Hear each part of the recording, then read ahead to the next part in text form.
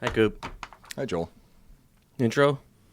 Yeah, straight into the intro. We got a decent amount of stuff to talk about today. We're only in the wide shot today because all the gear's on a job. Yeah, which is also awkward. I got this shirt before October. You've been saving it for the show. And I've been saving it to wear on the show. Now you can't see it. And the first episode that I wear it on the show, nobody's going to be able to see it. It has the Teenage Mutant Ninja Turtles on it, and above it, it says legalized cocaine.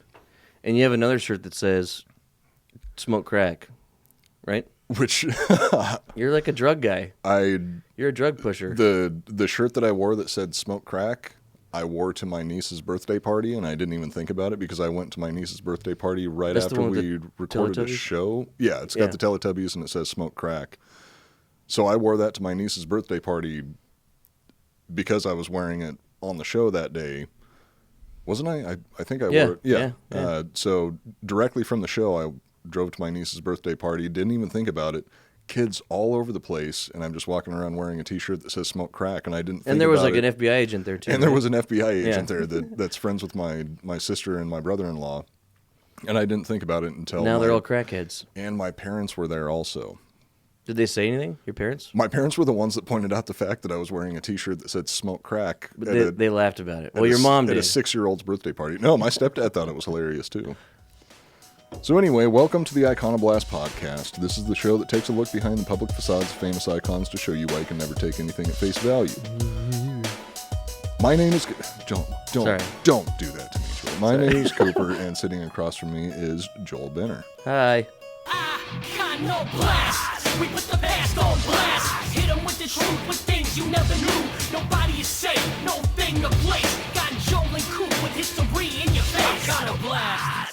We have a special guest in the audience too. A very special guest in the audience that has traveled how many thousands of miles to be? 8,000 miles to be here.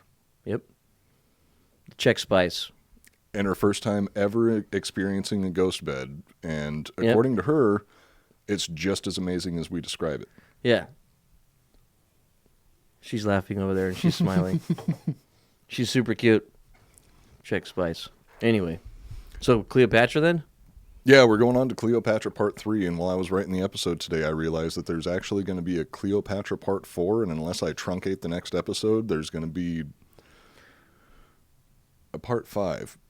It'll be whoever she's fighting or whatever she's doing, Part 1, not Part 5 of Cleopatra. Okay, so... it's going to be a trip. Like, so by the time we're done with Rome, it's going to be like... all these layers of not about this person, not about this person. Oh, yeah, that's true. So this is Cleopatra Part 3, and the next one is going to be Mark Antony Part 1. Not Cleopatra Part 4, not Julius Caesar Part 20. Yeah. Yeah, okay. Okay, so it's all connected. These are all separate people. I was thinking about it the entire time that I was writing the episode today, that this is an episode about Cleopatra, but this is one of the really big pivotal moments in her life. Mm-hmm. It has a whole lot to do with Julius Caesar. Of course it does. A lot to do. It's because you have a crush on him. Well, yeah, obviously. Why wouldn't Would you let him... No, because as we will get to at the end of this episode, I mean, I love Julius Caesar. Sleep with him? You're fucking lying. Okay, I might, but you have a twinkle in your eye whenever you talk about him. I do. I talk about him I just want to talk about him all the goddamn time. But Julius Caesar was a great man. Like, he changed a lot of things over the course of history. Mm-hmm. He was a piece of shit, though, and that's kind of the thing about. Is that something you've learned from doing the show, or is that something you've always known? Something I've learned, waiting to get to. Something that I've learned from doing the show, but we've kind of touched on that before in earlier episodes about Julius Caesar specifically. Yeah, but so far he is not really a liar. He backs up his troops, and he's got his men's back. Like, backs hardcore, up his troops, seems. But he will also support like the genocide of the Gauls, where he just massacre Gauls on huge scale. Well, they're different, so they must be evil. It's actually a song from Pocahontas quote. Pocahontas, yeah, Disney movie. Yeah, that's a deep cut right there. Yeah. Well, we're going to find out in this episode that something else that Julius Caesar was a huge piece of shit about is relationships. And it's actually a pretty good follow-up to... Forgot my glasses. Oh. Okay. So we'll find out in this episode that Julius Caesar is a piece of shit when it comes to relationships, and it's a pretty decent follow-up to the previous episode, but we're going to get to that at the very end of this episode. Okay. Near the beginning of the year in 47 BC, 22-year-old Cleopatra was still trapped in the royal quarter of Alexandria. Her sister Arsinoe and brother Ptolemy XIII had joined forces, leading 20,000 troops against her in the siege. Defending Cleopatra was the Roman consul Julius Caesar and 4,000 Roman soldiers and sailors.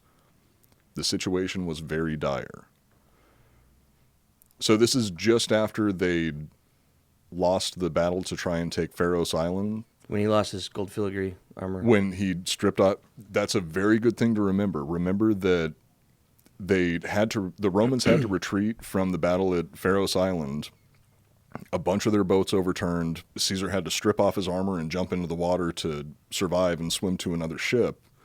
Do you think he took his armor off himself? Or even though the boat was sinking, he had his sex slave unleash his armor? No, he had his water boy there to help strip him down. Because, I mean, it's Julius fucking Caesar, man. Yeah, of course he's going to have somebody doing that stuff for him. Was he buff, you think? Or at this point, he's been drinking, right? He's been partying with Cleopatra too much. And Yeah, he's got a little bit of a beer gut. At this point, he's been... How old is he? Drinking a lot. He's been distracted by all of this fighting with the Alexandrians. Like they've been under siege for I don't know how many months. It might even be close to a year because 69 months. Probably. Yes, yeah. 69 months. That's a lot more than a year. So they've been under siege for a large period of time, and it got so dire, especially after the Pharos Islands loss was one of the worst losses that they had over the course of this whole siege. But before that, they were still continually losing ground. They had 4,000 troops in the royal quarter of Alexandria that were trying to fight off 20,000 Alexandrians and I don't even know how many militia members because they were slowly getting pushed back. Yeah, they were. How many troops did they have at this point then? If they started with 4, they got to be down to... The confusing... So in the Battle of Pharos Islands, something that I actually didn't find out until I was doing the research for this episode today, Caesar had actually gotten his first round of reinforcements. The 37th Legion showed up before the Battle of Pharos Islands. Oh. And they took part... backup did arrive. Some backup did arrive, but they didn't have... They were still cut off, and they were still on the losing side of the fight. So they parachuted in, from a plane or something, or... Yeah, I'm pretty sure. Or the boat version of that, right?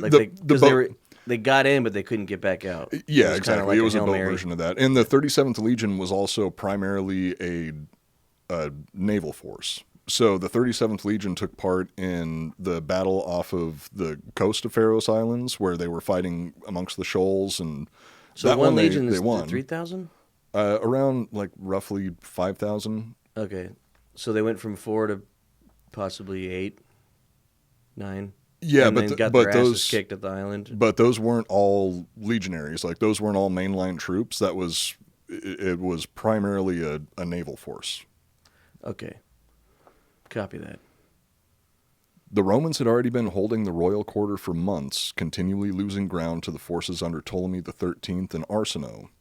After a failed attempt to capture Pharos Island, Caesar and Cleopatra hunkered down and prayed that the messages they had sent for assistance would reach their allies. What do you mean by... Thankfully they had. What do you mean by hunkered down? Banged. Got hammered and drank. Had a lot of sex. Mm-hmm. Made their first kid. Yeah, actually they did. This is the point where cesarean was created. Cesarean, is that the C-section? They named.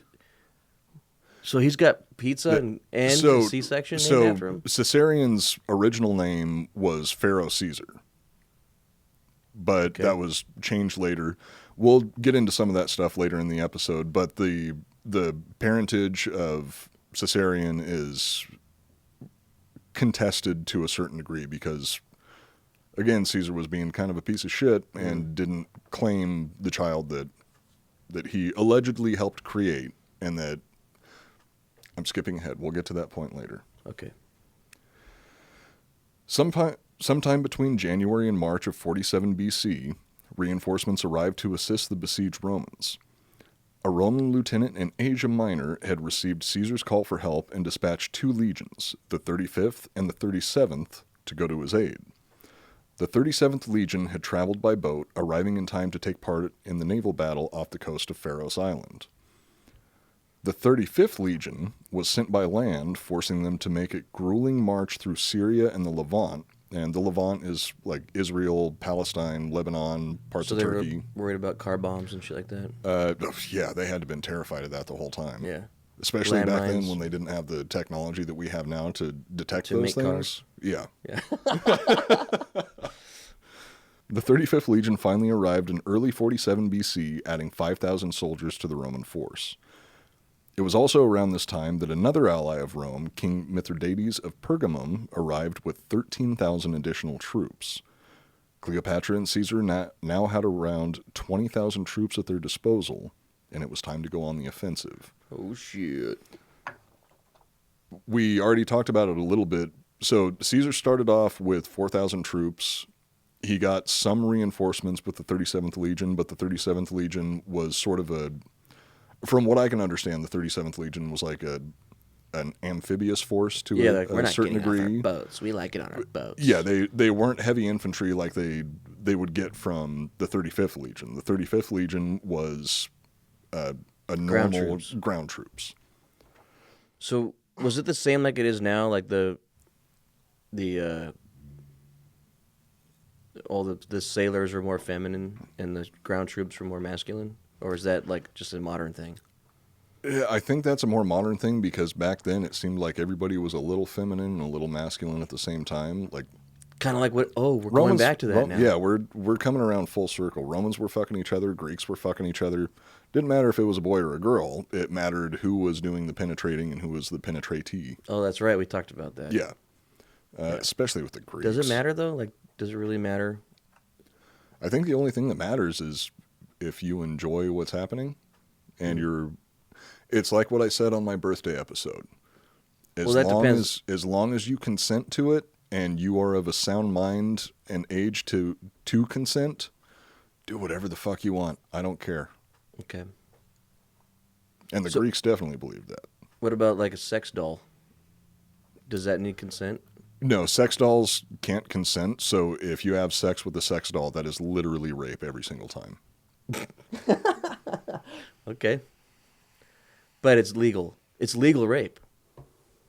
So banging a sex doll is a way, like if you are a rapist, but you don't act on your, like if you're a pedophile or a rapist and you don't act on it, but it's fucking bothering you, you could rape a sex doll and like get that like tension out. Okay, yeah, you could, but legal does not necessarily equate to moral. But if it's a sex doll, it's kind of like you're going to therapy. Like, so you're doing the right thing so you don't actually rape someone. Like, if I was a rapist and I was like, fuck, I need to rape someone, I'm not going to do it because I'm a good human. I'm going to pay $2,000 for a sex doll and I'm going to rape that. This is actually kind of an interesting conversation that I've seen other people having online is it moral to have, because right now I don't think it's illegal to make or sell sex dolls in America that represent children. Oh, but they're doing that in China. I think so. I've heard rumors. China does a lot of. I've heard rumors. China does a lot of stuff that I disagree with, but yeah, I think I've heard rumors that they're literally making child sex dolls for pedophiles, so they don't fuck little kids. That's a really it's difficult and complicated topic to get into. But I think it's dangerous. I think you just end up when you fuck a child sex doll, it's just going to make you want to fuck a kid even more if that's what you're into. That's right. That's like, kind of work for like a month. That's the way that I feel also. But with our current understanding of the psychology of pedophilia, if that's the way that your brain works, I'm not justifying it all because fuck pedophiles. I would say anyone that fucks the kids, I will fuck. Yeah, the best way to deal with a pedophile is to kill them, take them out of the gene pool, in my opinion. Yes, but what if you're a person that has pedophile thoughts, but you don't act on them, and you're like, dude, fuck, I don't know what to do. That's where it gets confusing, is because if you are a non-offending pedophile and you know that the way that you feel is wrong, but you have this, but that's what turns you on, urge. That's fucked up. I can't believe we're talking right? about this. It's a super that's complicated topic, weird, dude. But it's like, well, I mean, there's those guys. Well, I remember it was like a man and a woman. I saw this special a long time ago where they were like, what attracted them sexually was cars, and so this one dude was like spending all his money on cars and like was dating the cars, kissing the car, would like eat dinner with the car. Oh yeah, and like rub his dick on the car and all that shit. But that's before. Not illegal. But that's just what. But also turned him on more than women. Cars can't. Whatever he's into, you know. Cars can't consent either. So that's rape. He was raping the cars. He was raping but it's cars. Not illegal. Exactly. Legal does not mean moral. Yeah. That's the. And new does not mean best, and old does not mean dead. What's that from? That's a Slipknot song. Oh, okay. So, I mean, I guess this kind of does play into. So let's pretend you're a pedophile, but you haven't pedophiled. Yeah. What do you do? What do you do? I think it's called a non-offending pedophile. Yeah. So let's just put a theory. Well, it's a really tough question because what if it happened right now? Like, what if everything was fine? You trip down the stairs, you hit your head, you wake up, and you're like, I want to fuck kids. Fuck. I'm not what sure do if I that's do? actually how it works. I mean, maybe that's how it works. Let's just say that's what happens. Okay. What do you do now? Do you tell me? Most likely not, because it's extremely socially taboo and immoral. But so then you have to hide it. So that's not cool. Is it immoral only because of our current values? Well, yeah. I mean, if you go to Europe, I think you can fuck kids. It's like, what is it? The legal age is 12 or something in France? It changes everywhere. Yeah. I mean, I think like different states in the U.S. have different laws about what the age of consent is. But yeah, that's a really difficult How do you handle question. it? Do you call your therapist or you call a doctor? You're like, dude, I just hit my head and I'm attracted to Asian boys now. Now, see, my knee-jerk reaction, well, are they above the legal age? You tell me. You're the one with the attraction. How old are they? You're the one that's a not pedophile what I'm saying. now. Now that you bumped your head, you hit your head, now you're a pedophile. In this what are you into? In this theoretical situation. What do you think you'd be into? If I hit my head and I became a pedophile? Yeah. What kind of kids would you be into, Coop? That's not a hypothetical situation that I'm willing to answer in a format that is going to survive for longer than I am. Mind. Macaulay Culkin. God damn it. Yep. You know me so Home Alone, fucking well. Dude. You'd fuck Home Alone. You know me so fucking well. I mean, that's the Dave Chappelle joke, actually. Who said I wasn't already attracted to that before I hit my head? Yeah, you never know. Yeah, but Anyway, geez, I don't know why we went off on this tangent. But yeah, back to why did we go off on any of the tangents? What's the answer? Like literally, if you woke up a pedophile, the way the world is, what do you do? But you're not fucking kids. You're just like, oh fuck, I can't get a boner unless I think of kids. Now I'm fucked. What do I do? You have to call a doctor, or you kill yourself, or you kill yourself. I mean, that's really the only two options: either seek out some therapy or kill yourself. Kill yourself. Yeah. If you think that you're actually not capable of restraining yourself, kill yourself. Take yourself out of the gene pool. Yeah. I mean, that goes for all the pedophiles that are real.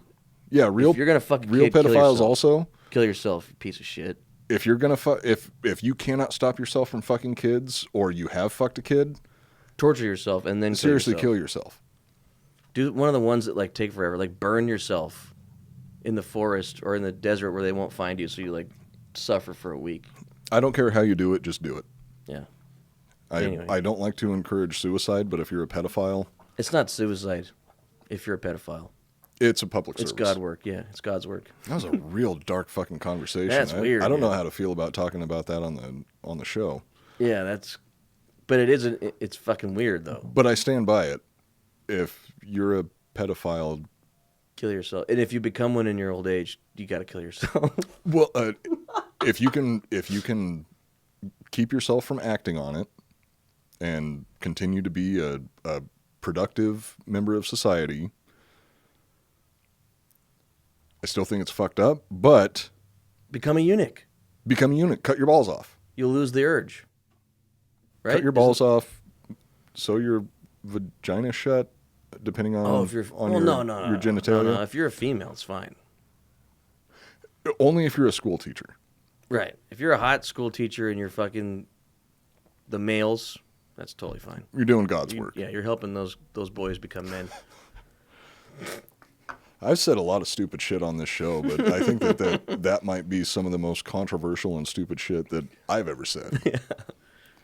So anyway, we were talking about Don't get too drunk. You're going to actually fall. Romans and Egyptians. Hit your head. Yeah. Back to the topic. And yeah, I don't want to fall and hit my head. We've already done that enough. Obviously that's obviously how pedophiles are created. So if you fall and hit your head, apparently. So anyway, the 35th Legion was sent by land, forcing them to make the grueling march through Syria and the Levant, which, like I said, is Israel, Palestine, Lebanon, parts of Turkey, like that whole area. Mm-hmm. They finally arrived in early 47 BC, adding 5,000 additional soldiers to the Roman force. It was also around this time that the ally of Rome, King Mithridates of Pergamum, arrived with 13,000 additional troops, giving Cleopatra and Caesar like roughly 20,000 troops defending them or fighting on their side. So at that point, it was time to take the fight to the Alexandrians, and Caesar was locked in with is he still fucking up?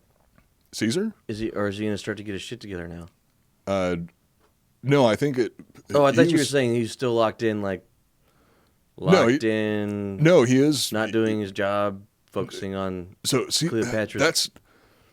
That's actually something that was really interesting about everything that was happening during the Siege of Alexandria. Is it was one of the few times that his troops were actually criticizing his decision, like openly criticizing his decisions. He let Ptolemy the 13th go. He let Arsinoe escape. Well, I mean, he didn't let Arsinoe escape, but Arsinoe escaped. And he started drinking a lot. It was a really stressful situation that he was in. 4,000 troops defending against 20,000 Alexandrians, along with an unknown number of militia members. But it was one of the few times in Caesar's career that his leadership, like the other leaders underneath him, the centurions, were openly criticizing his decisions, especially letting Ptolemy the 13th escape. They all thought that was stupid as fuck. Yeah, like, how the fuck did you do that? And that started killing morale for everybody in the army. And that's when the Romans started losing more ground to the Alexandrians around the royal quarter, is after they started losing faith in Caesar's leadership. They thought that why the fuck are we here? And then the next time someone attacks, they're just, you're not all in. Yeah, exactly. And that it's there's a lot of questions about that I don't think we'll ever have the answers to. But was his judgment clouded because of what he was trying to support? Like was he so hung up on Cleopatra that he was making all the wrong decisions, or did he just put himself in a situation where he was like, that was a misstep, I just have to wait for backup, or my troops can handle holding the line? Yeah, did he put himself in a situation where his pride got in the way and then just started making continual mistakes? Because this is probably one of the like one of the most strategically stupid situations that he ever put himself in. Yeah. And it seems like he's usually on the opposite side of that, where he like is super smart. And that's why it's so weird. And then he gets a girl, and it all changes. Yeah, it was and it's not like I don't think. So something that's really interesting is Cleopatra's 22 years old at this point, and she is already so influential that Caesar was arguably the most powerful person, if not in the world, in the Mediterranean. Like, yeah. I mean, not just the Mediterranean, like through a huge portion of Europe, a huge portion of Asia. He was the most powerful person. And they didn't even have the internet back then, and kids knew who he was. Yeah. I mean, people in Egypt knew who he was. And somehow Do you think kids were tagging like Caesar on walls and shit because they thought he was cool?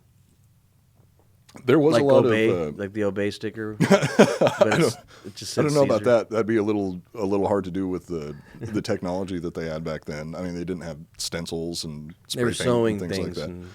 that. I'm sure that he showed up on a few people's T-shirts. There was probably the ancient Roman equivalent of a Che Guevara T-shirt with Julius Caesar's face on it. Yeah.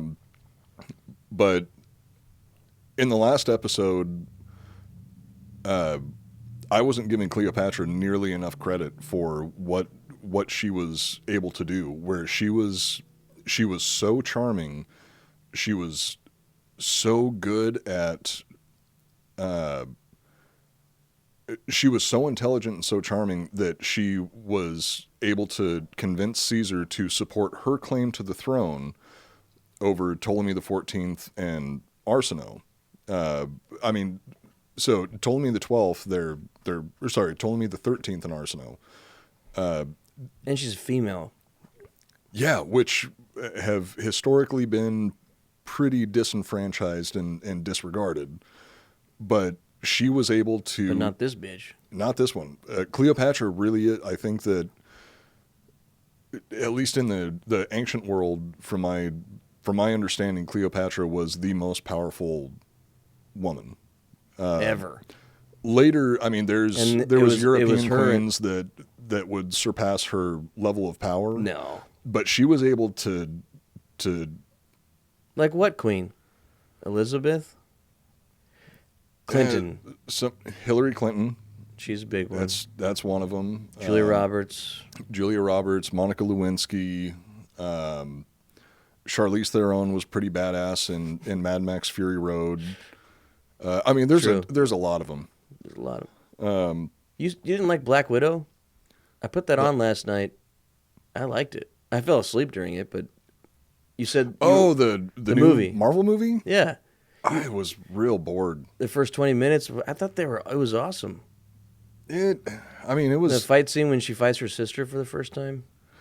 That was all right. I mean, there was there was a lot of cliche dialogue and...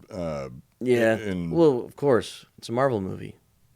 True. I mean, I guess I just wasn't giving it enough of a chance, but I couldn't finish it.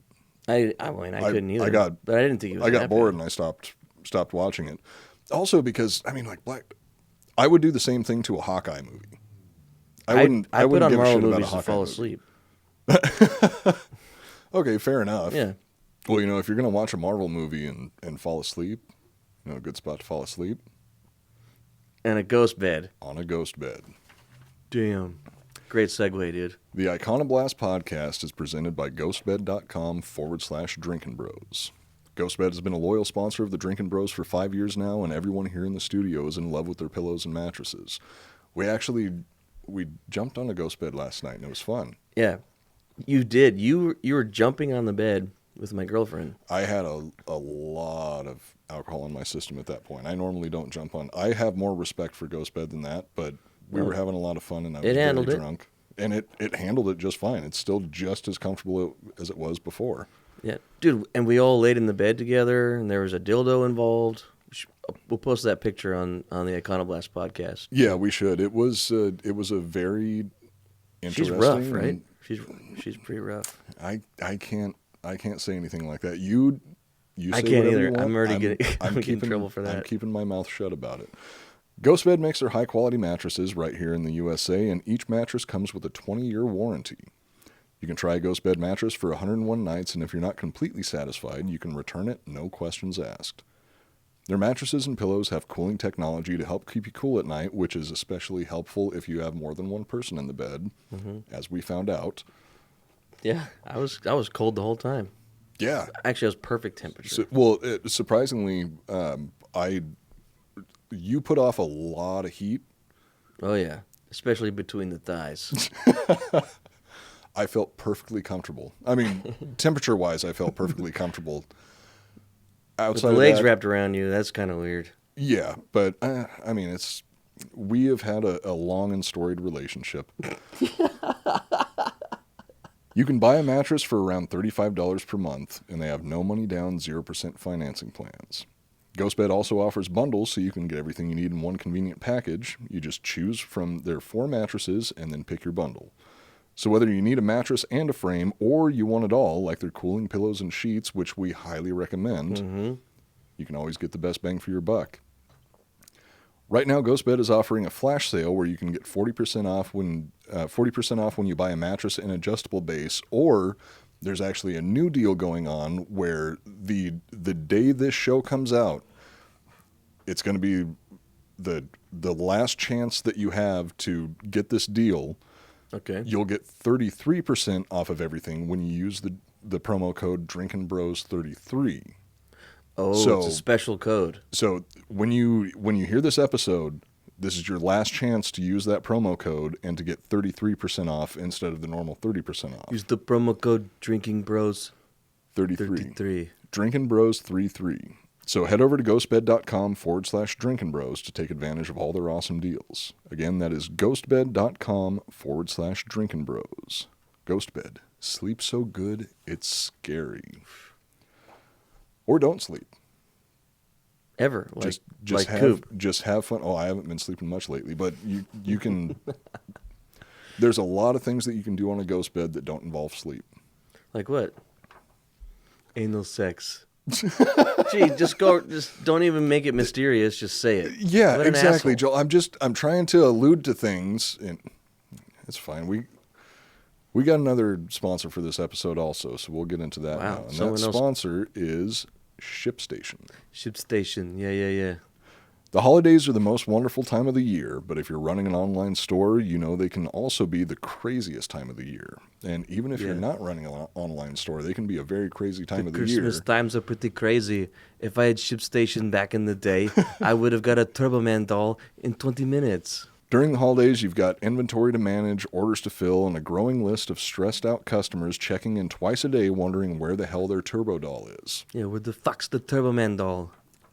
And Sinbad the Sailor has it. Jingle All the Way wouldn't even need to have happened if Arnold would have just got used ShipStation. I mean, it's honestly one of the only missteps in his life. Yeah. With ShipStation, the hassle of shipping out holiday orders melts away, leaving you with happier customers and more freedom to run your business. Yeah. Or enjoy some much-needed time off. If you sell anything online, I don't need to tell you that shipping can be super frustrating, but there are so many carriers and tons of factors to go into figuring out the best rate for each order, which doing anything like that is so frustrating that it's just overwhelming for me. Yeah. Seriously. It's like when Arnold goes to try to get the Turtle Man doll at that Santa Claus factory, and it's a broken toy. It's very similar to that. Exactly. Again, ShipStation would have completely stopped Arnold from making arguably one of the worst movies he's ever made in his life. It's one of my best movies. Yeah, you might... Okay, he punches a little person across a room. I'm glad you said a little person. I was politically correct for... I think we should drink for that, because it was the opposite of what I would normally say. Yeah, maybe we should, because we haven't been... Drink.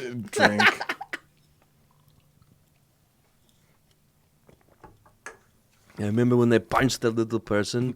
We actually, luckily that the DP was recording, because that was off camera. The little shit was pissing me off, so I gave him a little punchy. Yeah, my steroids were kicking in. ShipStation makes the... ShipStation makes shipping the easy part of running your online store, so you can get back to doing what you're passionate about, which is growing your business, or I guess in Arnold Schwarzenegger's case, Trying to get the Turbo Man doll. and punching little people. And not letting people eat my cookies. Easily import orders from every sales channel, whether that's Amazon, eBay, Etsy, or your own website, and automate just about any shipping task, all from one easy-to-use dashboard. Changing your shipping solutions can seem daunting, but with the holidays here now, it's time to think about making a change. ShipStation works with all major carriers, international and local, including FedEx, USPS, and UPS. International, that's great. I can send a Turbo doll to Austria. Send it to my Back to my illegitimate family. son. You even get access to discontinued rates that are usually reserved for Fortune 500 companies, which is pretty crazy. That rates that are no longer available, you can get those same rates through ShipStation, and those were rates that were only available for Fortune 500 companies, like big companies. That's what Fortune 500 means? It's like 500. So it's 500 companies that have a fortune? Or is it like, those are the companies that can order like 50,000 things and ship them all at once so they get a super discount? I'm pretty sure that that's what it means. But ShipStation's going to treat you like you're a Fortune 500 company, whether regardless, or not you are. one package or 10. So not only is shipping easy, you can actually save money with ShipStation. No wonder 98% of companies that use ShipStation for a year keep using it for as long as they're in business. It's that good. Make this holiday season a little brighter with ShipStation. Use our offer code ICON to get a 60-day free trial, just enough time to handle the holiday rush. Just go to ShipStation.com, click on the microphone at the top, and enter the code ICON. That's ICON. ShipStation. Make ship happen. Dude, we got to get it. We got to get the shirts done and then get ShipStation. Yeah, well, we've already got ShipStation. We just need to get the products to ship through ShipStation. We need to make ship happen is what I'm trying to say. Yeah. So when we last left off, we were talking about how Caesar and Cleopatra got... they started off with the 4,000 Roman troops. They got the 35th Legion. They got the 37th Legion. I think they've also got like the 6th and the 27th Legion, but both of those have lost their partial strength, but they have roughly 20,000 troops at their disposal. And Caesar's definitely being a grumpy bitch. Okay. He's just laying around drinking. He's making bad decisions. But it was a tough situation. Okay. And it actually is, like, it literally is one of the few times over the course of his recorded career that he was just flat out fucking up, like no excuses fucking up. Letting Ptolemy the 13th go. How old was he at this time? I mean, he's got to be midlife like crisis time. Late 30s, early 40s, something like that. I think so. I'd have to do the math, and I can't do it right now. So yeah, I'll say late 30s, early 40s. Cleopatra's only 22 years old at this point, and that's what really impresses me. Crushing shit. Yeah. Yeah, 22 years old. She already speaks somewhere between 9 and 12 languages, and she was able to just like lock down the most powerful man in that entire, like in all of the Roman Empire, what would go on in the to world become for the Roman them. Empire. Yeah. Because the new world hadn't been found yet. Nope, not yet. There's episodes that we will do about the quote unquote new world that had been around for 10,000 years at that point, or about 10,000 years at that point. Well, it'd been around for millions of years. Because all the continents were connected into one big piece. In Pangea, and then it all broke apart. Yeah. I'm talking about since that first break, that's how long it's been around. Since humans inhabited the New World, it's been about what do you consider human? 8,000 years at this point. Homo sapien? Oh. Like humans. What about Homo erectus?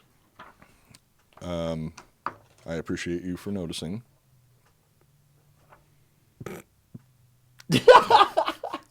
Was that a dick joke? It was indeed. So it was time for Caesar and Cleopatra's troops to go on the offensive. Oh, yeah. So now they're going to attack stuff. Upon learning it, well, yeah, now we're getting into the part where there's actually some fights and some action. He's got to break his way out of there. Well, not necessarily. Got to sober up. That's true. Needs to sober up, get his shit together, get his head straight. Quit thinking about this girl. Focus on the battle.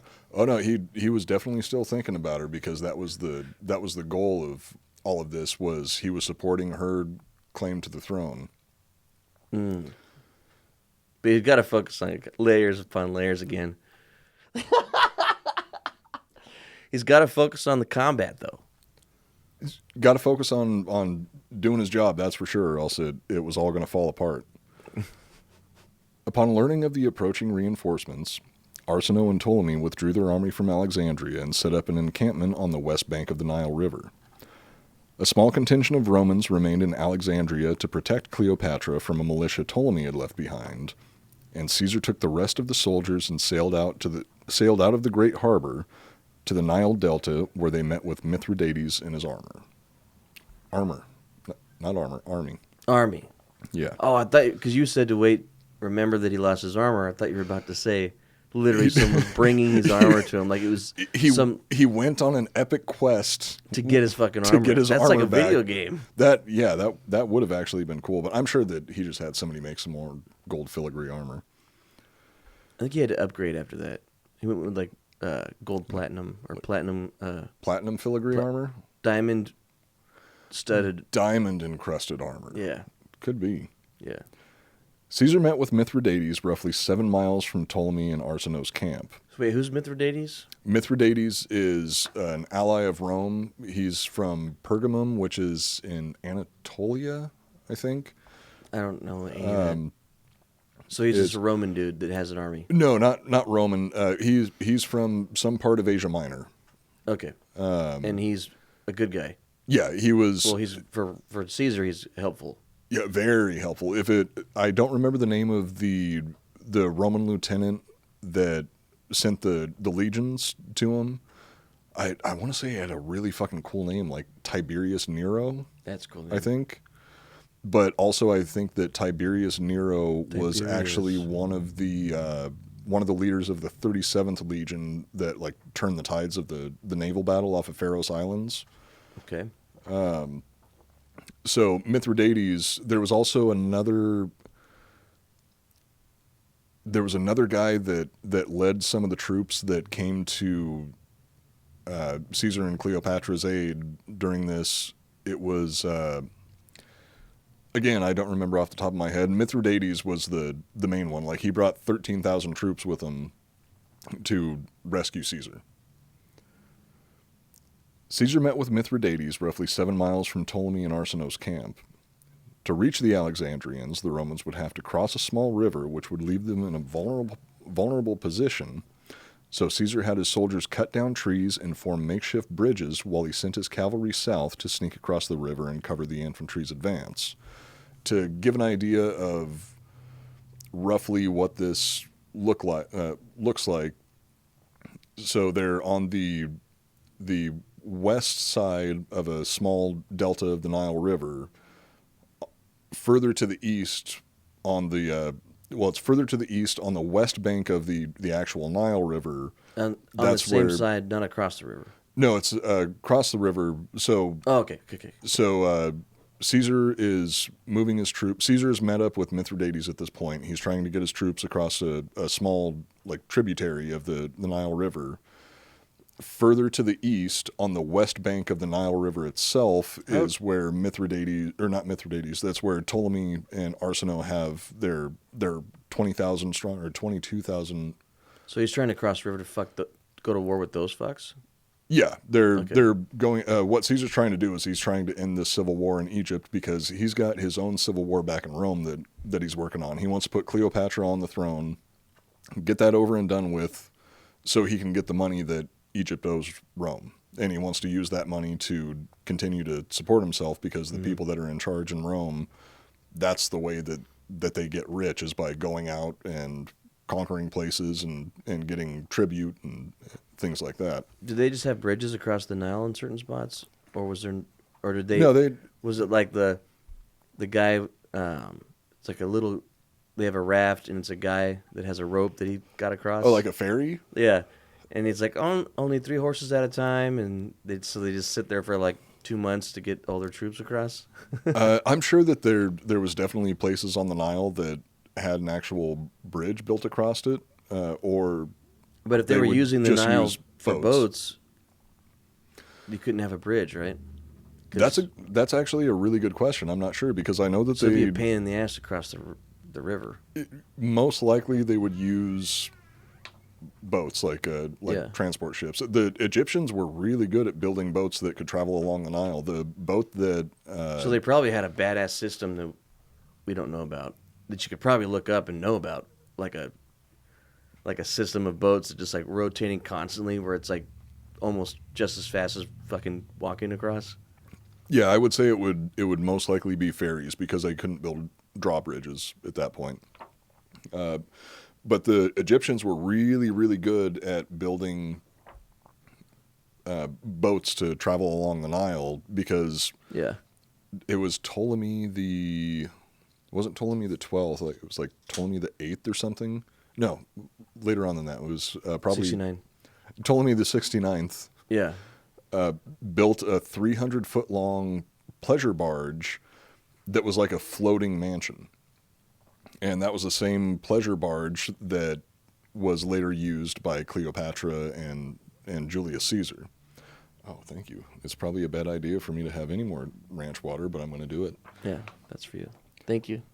But I think most likely what they were doing is they would use ferries to get across a river to transport people. I don't think that they had any major bridges, but this small tributary is what Caesar had his men build makeshift bridges across, which pretty much was just them cutting down trees that were long enough to lay across the river, and then they'd lay enough until you could get across. Yeah. How'd you get horses across that? Well, what they did is, so the cavalry that Caesar had with him at the time was, because Romans were, I mean, they eventually became better horsemen, but the Gauls and the Germans were way better on horseback than the Romans. So Caesar had about 1,000 Gallic and Germanic cavalry with him. They just took the best horse riders. Yeah, they were part of our army now. I dare say that they were probably the best in. I don't know if they were the best in the world. I think that there were some better ones. If they were part of the Roman army, then then the Romans were the best at horseback because they just took the best, like America does. Yeah, that's actually true. But they were Gallic and Germanic. They were French and German, and probably Belgian also, and Polish, most likely. What are the French good at? Nothing. I mean, they're pretty good at surrendering from recent history. Adultery. Sorry, you can't get me. We have French fans, and I'm not actually talking shit about them. It's low hanging fruit. Right? It's low hanging fruit. We make stupid jokes for a living. Yeah. So Caesar sent his. Well, I'll just go ahead and get back into the notes. But to recap, Caesar sent his Gallic and Germanic cavalry south. So he's got his infantry crossing at one point where they're laying logs across the river to get across. He sent his infantry further south to cross in a separate area to sneak across the river. Okay. And the horses swim across?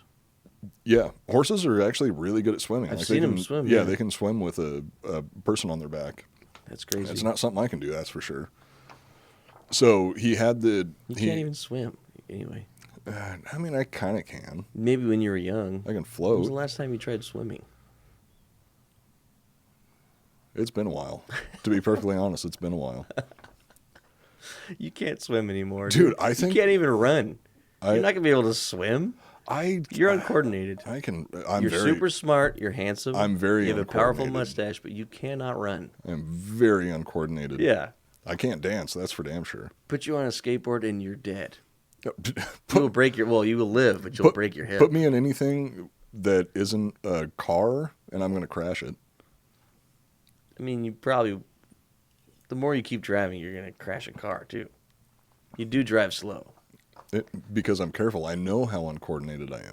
I'm being very careful about things. So Caesar's getting his troops across this tributary. Sorry. Sent his cavalry south. They snuck across the river, and Ptolemy's not aware of that at this point. I don't think that Ptolemy's troops were... Well, I mean, I guess technically it's Ganymedes' troops, because Ganymedes is still the one leading Ptolemy's army, because Ptolemy's only 13 years old. So he needs help. Yeah, definitely needs help. A 13-year-old can't lead an army, let alone stop beating off into their own socks. And chopping heads off. And chopping heads off. Or telling people to chop heads off. I think that was also Ganymedes' idea. The eunuch that was like... Basically in charge until he gets older. Yeah. Ptolemy had sent a force of cavalry and light infantry to attack the Roman army as it crossed the river. Unbeknownst to them, the Romans had prepared for this. As the Roman soldiers used their hastily constructed bridges to cross the river, Ptolemy's forces attacked. The Roman infantry charged the Alexandrian lines at the same time that their Gallic and Germanic cavalry hit their flanks. Like Ptolemy's force fell into chaos. So the Roman infantry, hit him from the front. The Gallic and Germanic cavalry hit him from the sides and the back, just routed him, fucked him up. Shit out of him. Yeah. Attacked from the front by infantry and in the rear by cavalry, the Alexandrians scattered, attempting to escape and return to the main camp. Sounds like a gangbang. They got banged hard. The Roman army pursued. That's actually not the only gangbang joke in this that I literally wrote into the notes itself. Just wait till the end. Attacked from the front by infantry and in the rear by cavalry, the Alexandrians scattered, attempting to escape and return to the main camp. The Roman army pursued them, slaughtering any Egyptian who fell behind. Only a small handful of cavalry survived. Later that day, Caesar's army arrived at the Alexandrian encampment, and the Battle of the Nile began. The Battle of the Nile is the battle that ended the civil war in Alexandria at the time and put Cleopatra on the throne. So she was supposed to marry her 13-year-old brother. Oh God. Ptolemy the 13th. She ended up having to marry her 12-year-old brother instead, but we'll get to that point. Did they bang? No. Ah, good. Okay. Even after losing the men he sent to ambush the Romans at the river crossing, Ptolemy still had 27,000 infantry and 2,000 cavalry at his disposal. Fighting on behalf of Caesar and Cleopatra were 20,000 infantry, including the 13,000 soldiers brought by Mithridates, and 1,000 Gallic and Germanic cavalry. Needless to say, this was going to be a tough fight. Yeah. The Alexandrians had a fortified position occupying a hilltop. Ptolemy had set up his army on high ground with the Nile protecting the rear and impassable terrain protecting their flanks. To attack the Alexandrian position, the Romans would be forced to fight uphill against an entrenched enemy, which is pretty much suicidal. So Caesar formed a plan to draw them out. Mm-hmm. Ptolemy had garrisoned a handful of his soldiers at a nearby hamlet to prevent the Romans from fortifying it and using it as a stronghold. Caesar sent a portion of his army to attack the garrison in hopes of drawing the rest of Ptolemy's army out. So he was attacking the garrison, hoping that Ptolemy would send the rest of his troops, or at least a portion of his troops, outside of their fortifications to try and support the troops that they had in the hamlet. Yeah. Ganymedes made a good choice because he knew they could lose that hamlet, but as long as they held this fortified position, the Romans were going to be fucked. Yeah. Like they had the high ground. It was fortified. Willing to lose all the troops in the... Yes, which I think in that same position, Caesar probably would have sent troops to support the garrison. Yeah, he would have. And he would have had a plan not to lose, but he would have figured out how to fucking save both. Yeah, most likely. That's where he's crazy. Yeah, Caesar was an amazing tactician. Horrible person, amazing tactician. But he's always offensive, it seems. I mean, not at Alexandria. That was like a mistake, but it seems like his best defense is always going on the offense and then laying down a defense. He's very he is very proactive with everything. Even in the Siege of Alexandria, he's proactive. Like a paladin, dude, from World of Warcraft. He runs in, aggroes everybody, then puts up a bubble, drops a bubble shield, and then kills everybody. Well, even in the Siege of Alexandria, he was still going on the offensive because he went to take Pharos Island because he wanted to use Pharos Island as another means to... He needed it to protect the harbor. He could have just locked down and did what Ptolemy's doing right now, which is just staying inside your... hold off. Yeah, staying inside your stronghold. Let them keep attacking and attacking. But he was continually going on the offensive, but he was being pretty smart about it. Not as smart as he was before, but he was still being... Little sneak attacks and little moves. Yeah, being smart about it. You never want to stay still. You eventually will lose. No, you gotta take action. It's like a risk you take. If you just hold up, you run out of food, you lose. Yeah. And you're just hoping that they give up, you know? You gotta play your cards. Yeah. Fire and maneuver. Yeah. You gotta stay on the move. You can't let yourself get pinned down. And Tears of the Sun, dude. Tears of the Sun out of there. Then Tears of the Sun out of there. That's a pretty obscure inside joke that we've got. But it makes sense. The people that know. Tears of the Sun out of there, dude. You gotta fire and move. You gotta fire and move. You gotta peel. You gotta cover everybody and get them the fuck out of there, or at the very least, stay moving. Run in, throw some grenades, and run out of there. I like that part. Do you remember when he does that? I think it's the Mohawk dude in Tears of the Sun. The Mohawk dude runs out and throws everybody 3 grenades and then runs and dives. Whatever. Dude, they were all badasses in that movie. I gotta rewatch that again. That's a really fucking good movie.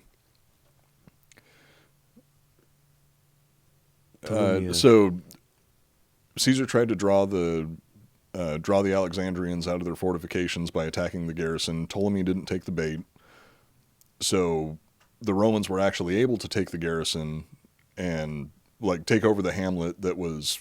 So when you say Ptolemy, it's the eunuch, really. He's fighting the eunuch. Yeah, it's the fucking he's kid's fighting, hiding in a room playing with his fucking fighting Ganymedes, and I'm sure that if Ptolemy the 13th was actually giving any orders, he was probably a fan of Caesar from all the stories he heard, and he probably had a fucking Caesar doll, and then they made a little eunuch doll, and Caesar and the eunuch would come in, and he was frustrated that he was losing, and you could see the kid. All of his little toys. The kid is literally killing the eunuch with the Caesar doll, you know? So the Romans were able to capture the hamlet, but the Alexandrians didn't take the bait and remained in their encampment, which was the smart thing to do at that point, because they were still forcing the Romans to attack uphill and attack a fortified and entrenched enemy. With no choice left, Caesar committed all of his troops to an attack on Ptolemy's camp. And it was a very, very risky thing for him to do, but he didn't have any other choice. The Roman contingent sent to attack the hamlet pursued the fleeing Alexandrians back to their main camp, hoping that their panic would cause the rest of Ptolemy's forces to flee. And like we said on the show before, if you can get a certain percentage of the opposing army to break, it's going to resonate through the rest of the lines and break everyone else. And it's a small percentage. Yeah, I think it's 10 to 15%, and that might still be a little high. The Alexandrians held strong, leaving Caesar no choice but to commit to a difficult uphill battle against an entrenched enemy. During the ensuing battle, the Romans took heavy casualties. The Alexandrians used their abundance of ranged weapons to slowly wear down the Roman forces. A group of Caesar's soldiers even made an attempt to circle around the Alexandrian position and flank their main force, but Ptolemy had ships in the Nile River covering their backs, which, like I said, the Nile is behind their encampment. Yeah. This group, I was probably a handful of cohorts that tried to circle around behind them. They just got fucked up. Yeah. Fucked up bad, because all of these ranged troops on the boats, there was no way for... Can't get to the boats. Yeah, can't do anything. All they could do was sit there and hide behind their shields until they all got wiped out. Fuck. Ultimately, it was the overeagerness of the Alexandrians that turned the tides of the battle. As the main Roman line was pushed back, Ptolemy's troops continued to push forward, moving farther and farther downhill away from their main camp and fortifications. Ooh. The Roman contingent that had been sent to take the hamlet and flank the main force saw this opening and exploited it, skirting around the main lines of the Alexandrians and pouring into the camp. So the ones that took the hamlet and were flanking saw that they were like, "Oh, the main line was there." They went, saw the boats, like, "Nope, fuck this." On the way back, they're like, "Oh wait, they pushed too far forward. We'll get behind them." Yeah, exactly. Cool. So cool. they pour into the main camp. The Roman troops were able to easily defeat the small number of guards left behind in Ptolemy's camp. And after capturing the camp, they turned their attention on Ptolemy's main line. Coming up behind them, the Romans pounded the Alexandrians in the rear, penetrating deeply into their formation. The sudden and brutal attack from behind was too much for them to take, and Ptolemy's troops panicked and scattered. The Alexandrians faced the same situation they had forced the Romans into after the Battle of Pharos Islands, and this is why I was saying earlier. A lot of forcing, a lot of pounding. Oh, dude, it just pounded the shit out of them. And if you don't expect that, if you don't expect it, it's very surprising. Mm-hmm. It's shocking. Yeah, chafing. It'll chafing. It'll break anybody. So this is the part where, remember I was saying earlier, remember how the Battle of Pharos Islands went? Mm-hmm. Ptolemy's men clamored to board any of the ships in the Nile River they could reach, overloading and capsizing many of them. Ptolemy the 13th himself was on board one of the ships that overturned, throwing him into the crocodile-infested waters. Unlike Caesar, Ptolemy was unable to swim. The young boy drowned. 13-year-old? Drowned? Yeah. Yep, the 13-year-old. Fell in the water and drowned. But it is so similar to the situation that happened at Pharos Islands where, like on Pharos Island, Caesar's troops panicked, scattered, tried to get back to their transports and get back to the main force. Yeah. Capsized a bunch of boats. Caesar was on one of the boats that capsized, and he had to strip off his armor and jump into the water and swim to another boat.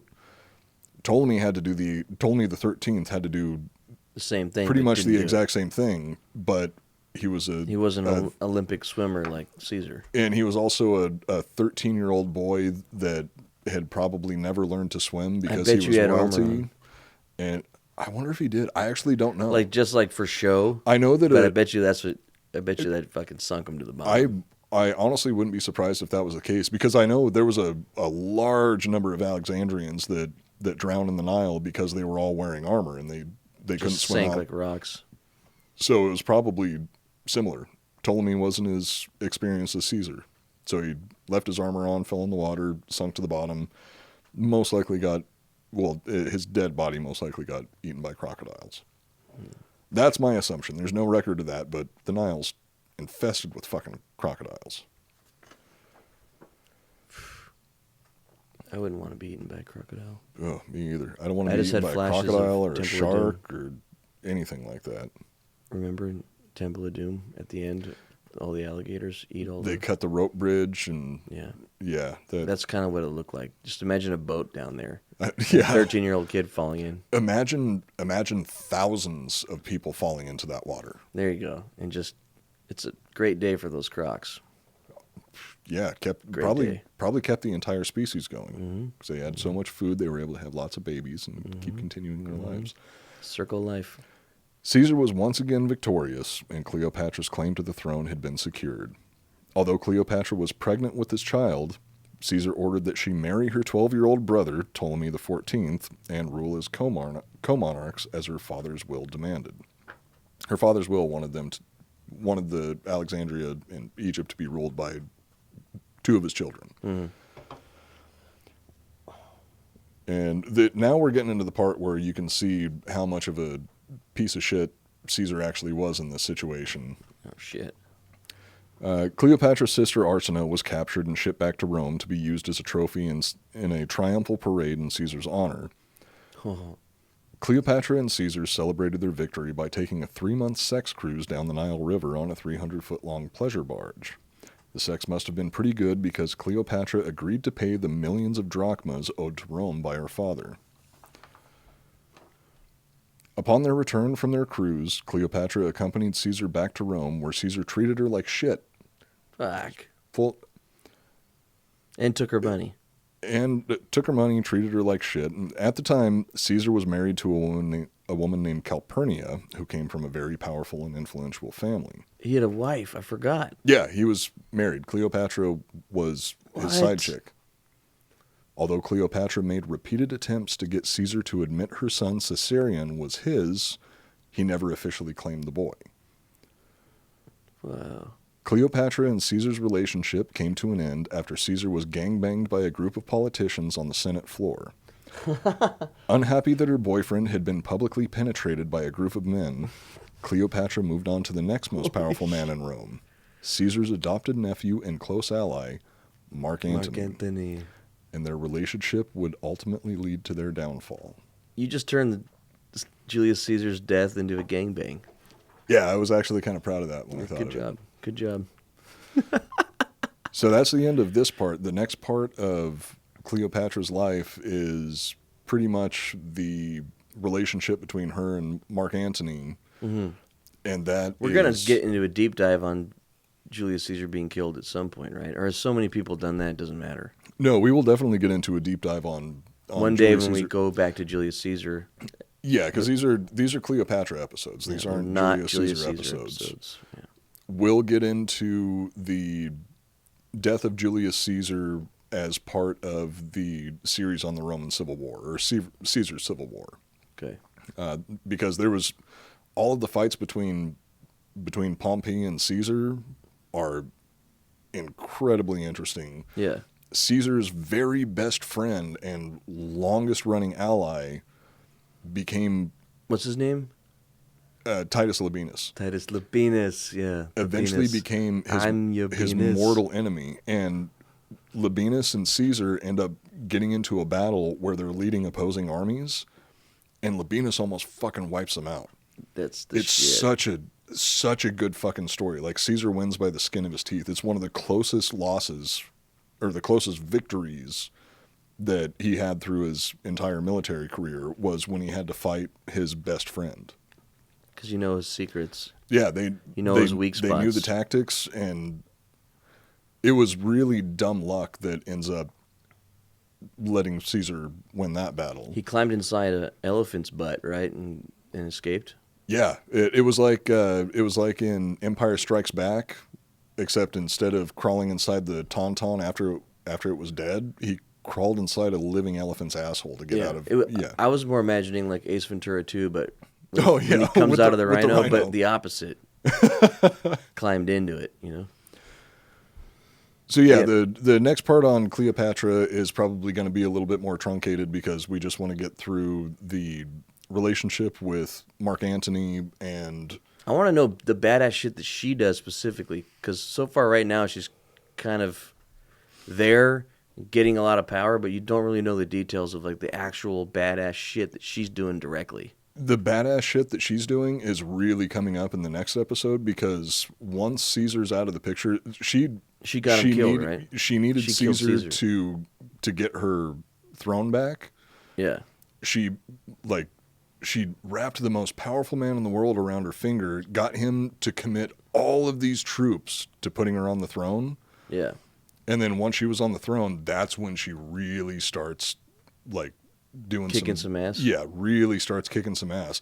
Not only did she get Caesar wrapped around her finger, she got Mark Antony wrapped around her finger, and got both of, because once Caesar was dead. How many side pieces does she have? Like probably as many as she wants. As many as she wants, but or is she too busy? I would imagine that she's like, I don't give a shit about that. I can have that whenever I want. What I want is I want to fucking take over some shit. I want to take over some shit. I want to be a badass. Cool. Hell yeah. And she was a badass. She everybody knows who Cleopatra is. There's no mistaking.